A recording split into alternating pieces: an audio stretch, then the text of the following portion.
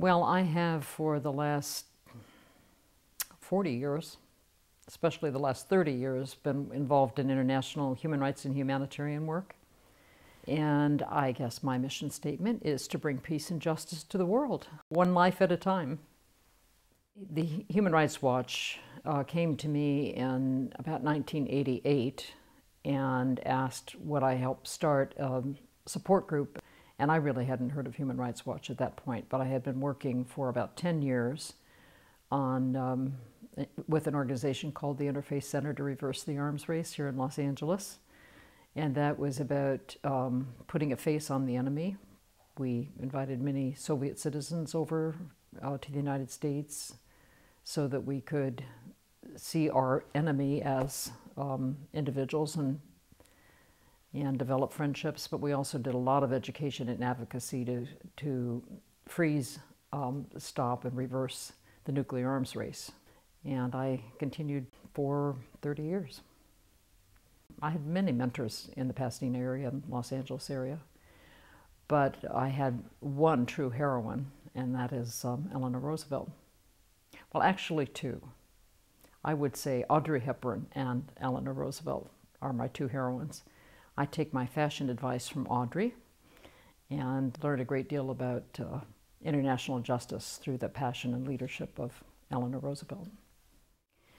Well, I think violence against women and girls, I would say against women and children, is of greatest concern to me.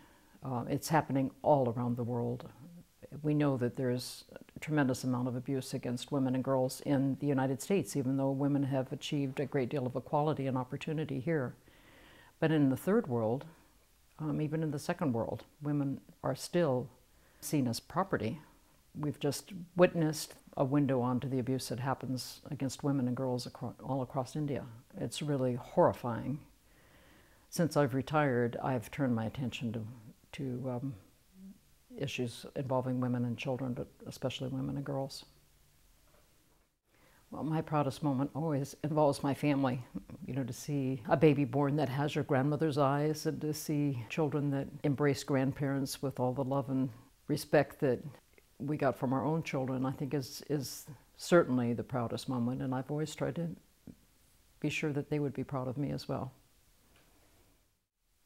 Actually, when I was asked to receive a Lifetime Achievement Award, my first thought was, oh my goodness, I'm not old enough.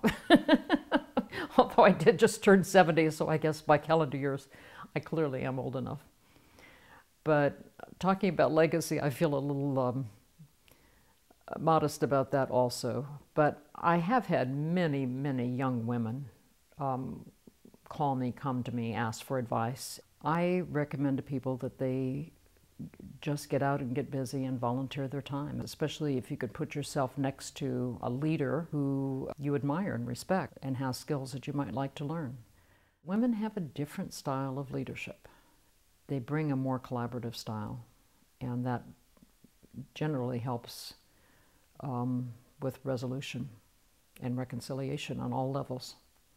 That's what we need.